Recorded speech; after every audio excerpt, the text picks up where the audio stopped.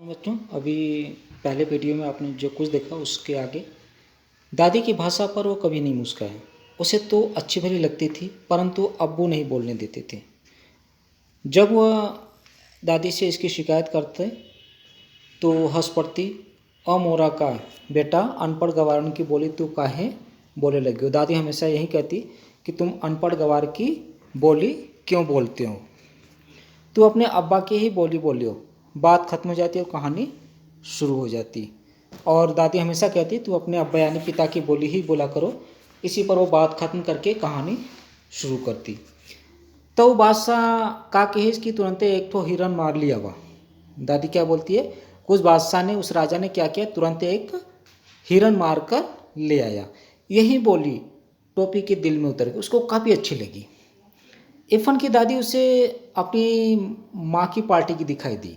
मतलब इरफान की दादी और टोपी की माँ दोनों का स्वभाव एक जैसा ही था। अपनी दादी से उसे नफरत थी, नफरत। टोपी अपनी दादी से नफरत करता था, न जाने कैसी बोली बोलती थी। इरफान के अब्बू और उसकी भाषा एक थी। मतलब इरफान के पिता और टोपी की दादी की जो बोली थी एक, और इरफान की माँ और टोपी की दादी की बोली एक। जो इरफान के घर जाता तो दादी ही के पास बैठने की कोशिश करता। इरफान की अम्मी और बाजी से वो बातचीत करने की कोशिश भी नहीं करता। वे दोनों अलबत्ता उसकी बोली पर हंसने के लिए उसे छेड़ती, परंतु जब बात बढ़ने लगती तो दादी बीच बचाव करवा देती। जैसे टोपी जाता था इरफान के घर, तो इरफान के घर के अन्य सदस्य उसकी बोली सुनकर काफ़ी हंसते थे, तो उसे छेड़ा करते थे कि वो बोले। और जब बात बढ़ने लगती तो दादी बीच में आके बचाव कर देती और उसे अपने साथ ले जाती। तक काहे को जाते उन सबन के पास, मुंह पिटावे को झाड़ू मारे। मतलब वो भोजपुरी में बोलती है, पूर्वी भाषा में, कि तुम क्यों उन सब के पास जाते हो, गाली देती हुए कहती है झाड़ू मारे। मतलब मुंह पिटावे झाड़ू मारे, मुंह से बोलना और मार खाने क्यों जाता है। चल इधर आ, वह डांट कर कहती, परंतु हर शब्द शक्कर का खिलौना बन जाता। अमावट और तिलवा, तिलवा यानी गुड़ और तिल के लड्डू। अमावट यानी आम से जो बनता है एक परत, जिसको अमावट कहते हैं। और चुपचाप उनके पास चले जाता। दादी हर बात उसे डांट कर कहती, फिर भी उसे अच्छा लगता था।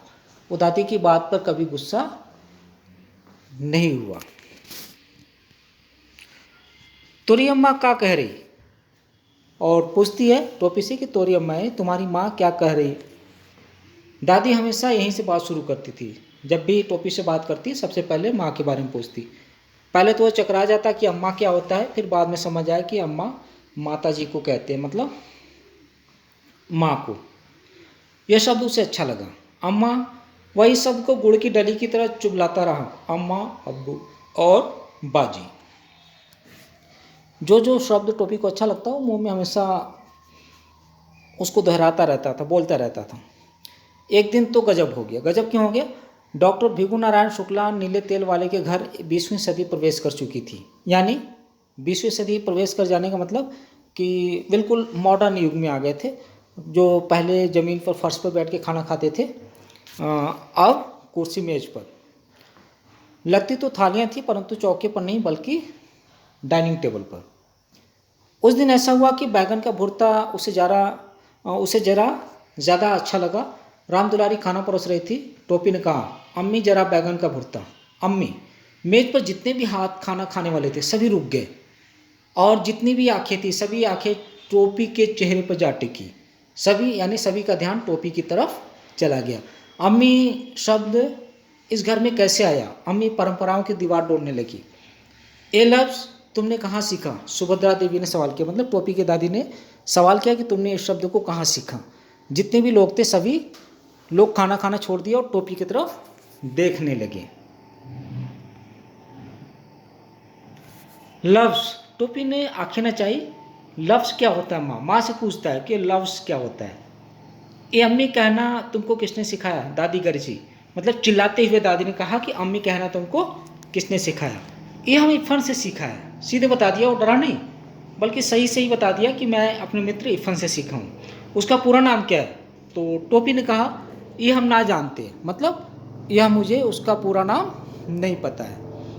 तय कौनो मियाँ के लड़का से दोस्ती कर ले बाकारे। क्या बोलता है कि तुम किसी मुसलमान के बच्चे से दोस्ती कर लिए हो क्या। राम दुलारी की आत्मा गनगना गई। ये सुनते ही राम दुलारी जो थी उसकी दादी काँप गई। बहू, तुमसे कितनी बार कहूँ कि मेरे सामने गवारों की जबान न बोला करो। सुभद्रा देवी राम दुलारी पर बरस पड़ी। राम दुलारी, टोपी की माँ सुभद्रा देवी, उसकी दादी। जैसे ही ये बात बोली, सुभद्रा देवी यानी दादी उसकी माँ पर गुस्सा करने लगी। लड़ाई का मोर्चा बदल गया। दूसरी लड़ाई के दिन थे, इसलिए डॉक्टर भीखू नारायण नीले तेल वाले को यह पता चला कि टोपी ने कलेक्टर साहब के लड़के से दोस्ती गांठ कर ली, मतलब दोस्ती कर ली है, तो अपना गुस्सा पी गए। दूसरे दिन जब पता लगा कि टोपी की जो दोस्ती है कलेक्टर साहब के लड़के से है, तो अपना गुस्सा पी गया और तीसरे दिन गए कपड़े और शक्कर का परमिट ले आए। पहले तो मुसलमान कह रहे थे कि किसी मुसलमान के लड़के से दोस्ती कर ली हो। फिर क्या हुआ, जैसे पता लगा कि वो उसके दोस्त का जो पिता है वो कलेक्टर है, तो फिर क्या हुआ, तीसरे दिन गए और कपड़े और शक्कर की परमिट लेकर आ गए। अब कहाँ गई थी उनकी धार्मिक आस्था। परंतु उस दिन टोपी की बड़ी दुर्गति हुई, मतलब बुरा हाल किया गया। सुभद्रा देवी तो उसी वक्त खाने की मेज से उठ गई। राम दुलारी ने टोपी को बहुत मारा। सुभद्रा देवी जो उसकी दादी थी, टोपी की दादी, खाने के टेबल से उठ गई और टोपी की माँ ने बहुत पीटा गुस्से में। तय फिर जैबे ओकरा घरे और मारते हुए बोले कि तुम फिर उसके घर जाओगे। टोपी बार बार बोलता हाँ। अरे तोरा हाँ में लुकारा आगे माटी मिलाओ, तुम्हारे हाँ में आग और मिट्टी मिला दूं। राम दुलारी मारते मारते थक गए, परंतु टोपी ने कभी नहीं कहा कि वो इरफान के घर नहीं जाएगा। हमेशा यही कहता रहा कि वह इरफान के घर जाएगा।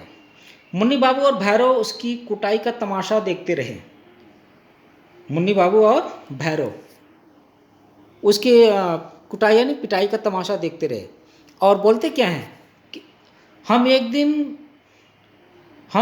दिन एको रहीम कबाबची की दुकान पर कबाबो खाते देखा रहा।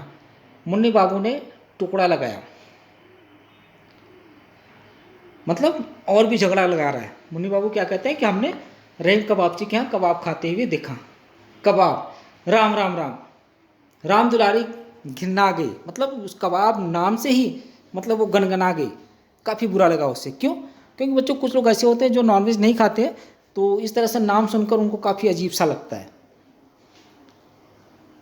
और 2 कदम पीछे हट गए। टोपी मुन्नी की तरफ देखने लगा, क्योंकि असलियत यह थी कि टोपी ने मुन्नी बाबू को कबाब खाते देख लिया था और मुन्नी बाबू ने उसे इकन्नी रिश्वत दी थी।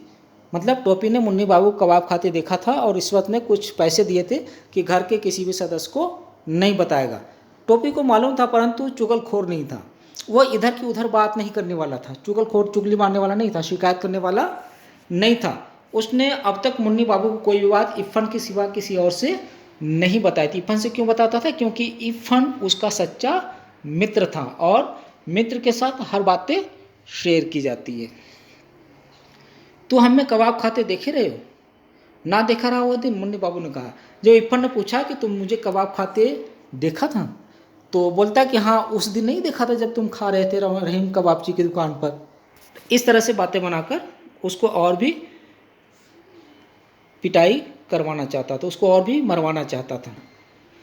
तो तुमने उस दिन क्यों नहीं बताया? सुभद्रा देवी ने सवाल किया।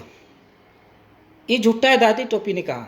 जब दादी ने पूछा कि तुमने मुन्नी बाबू से कि तुमने उस दिन क्यों नहीं बताया, तो टोपी बोलता है ये झूठ बोल रहा है दादी।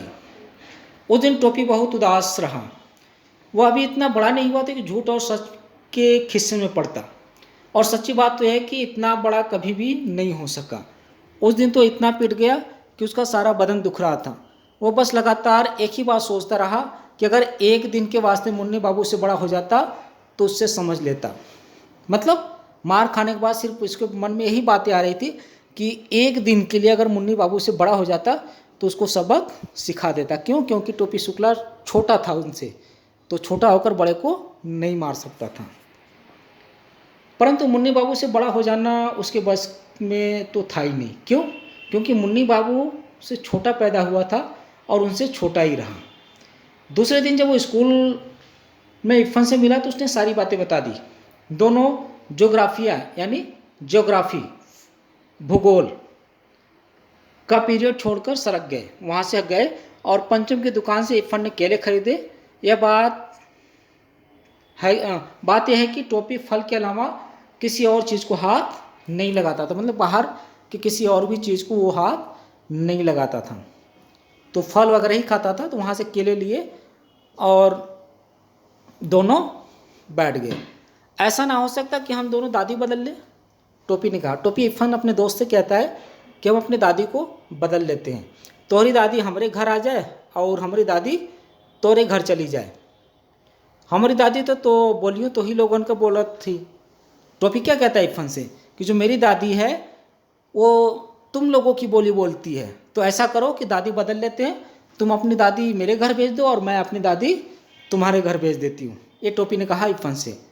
तो इरफान क्या जवाब देता, नहीं हो सकता, अब्बू यह बात नहीं मानेंगे और मुझे कहानी कौन सुनाएगा, तुम्हारी दादी को 12 बुर्ज की कहानी आती है। इरफान कहता है कि अब्बू नहीं मानेंगे, पिताजी नहीं मानेंगे, और दूसरी बात कि तुम्हारी दादी को तरह तरह की कहानी आती है, मेरी दादी तो मुझे कहानी सुनाती है, अगर मेरी दादी तुम्हारे घर चली गई तो मुझे कहानी कौन सुनाएगा। तो हमें एक ठो दादियों ना दे सकते हो, बोलते तुम मुझे एक दादी भी नहीं दे सकते। टोपी ने खुद अपने दिल के टूटने की आवाज़ सुनी, वो टूट गया बिल्कुल कि इरफान ने भी घर में भी उसको डांट पड़ी, मार पड़ी, और इरफान से भी वो फरियाद कर रहा था कि दादी बदल ले, उसने भी इनकार कर दिया। तो उसे लगा कि उसका दिल टूट गया। जो मेरी दादी है वो मेरे अब्बू की माँ भी है। इरफान ने क्या कहा, मेरी दादी जरूर है पर मेरे पिता की माँ भी है। यह बात टोपी की समझ में आ गई। और तुम्हारी दादी मेरी दादी की तरह बूढ़ी होगी, इरफान ने पूछा टोपी से। बोले हाँ, तो फिक्र न कर। इरफान ने कहा मेरी दादी कहती बूढ़े लोग मर जाते हैं। इरफान ने क्या कहा कि उसकी दादी बताती है उससे कि बूढ़े लोग मर जाते हैं। तो टोपी कहता है हमारी दादी ना मरी है, मेरी दादी नहीं मरेगी। मरेगी कैसे नहीं, क्या मेरी दादी झूठ बोलती है? इरफान बोलता है मरेगी कैसे नहीं, मेरी दादी जो बताती क्या झूठ बोलती है वो। ठीक उसी वक्त नौकर आया और पता चला कि इरफान की दादी मर गई। उसी समय नौकर आया, नौकर ने आकर बताया कि इरफान की दादी का स्वर्गवास हो गया।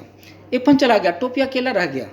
वह मुंह लटकाए हुए जिम्नेजियम में चला गया, जिम जहाँ पर जिम के लिए जाते हैं वहाँ गया। और उसके बाद बूढ़ा चपरासी एक तरफ बैठकर बीड़ी पी रहा था और टोपी भी एक कोने में जाकर बैठकर रोने लगा। क्यों रोने लगा? क्योंकि बिल्कुल अपने आप को अकेला महसूस कर रहा था। क्यों? क्योंकि वो दादी के बदलने की बात कर रहा था और उसी समय खबर आई कि दादी मर गई, इसलिए वो अपने आप को काफ़ी अकेला महसूस कर रहा था। शाम को इरफान के घर गया तो वहाँ सन्नाटा था, घर भरा हुआ था। रोज जितने लोग उस घर में हुआ करते थे उससे कहीं ज़्यादा लोग थे, परंतु एक दादी के न होने के कारण टोपी को घर बिल्कुल खाली लगा। क्यों? क्योंकि टोपी इरफान के दादी से ही बातचीत करता था, उनके साथ ही उसका ज़्यादा लगाव था, बाकी घर के किसी सदस्य से वो बात नहीं करता था।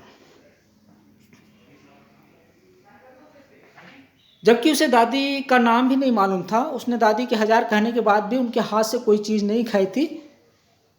प्रेम इन बातों का पाबंद नहीं होता। टोपी और दादी में एक ऐसा ही संबंध हो चुका था। इरफान के दादा जीवित होते तो वो इस संबंध को बिल्कुल भी उसी तरह से न समझ पाते जैसे टोपी के घर वाले नहीं समझ पाए। बच्चों, जो प्यार होता है, जो दोस्ती होती है ना, वो उम्र नहीं देखती, धर्म नहीं देखती, जात पात नहीं देखती, ऊंच नीच नहीं देखती। ये एक दिल का रिश्ता होता है। इरफान के दादा भी अगर जीवित होते तो लेखक बता रहे हैं कि वो भी टोपी और इरफान के दादी के बीच में जो संबंध था, प्यार का रिश्ता था, उसको नहीं समझ पाते। दोनों अलग अलग अधूरे थे, एक दूसरे ने एक दूसरे को पूरा किया था। दोनों प्यासे थे, एक दूसरे की प्यास बुझा दी।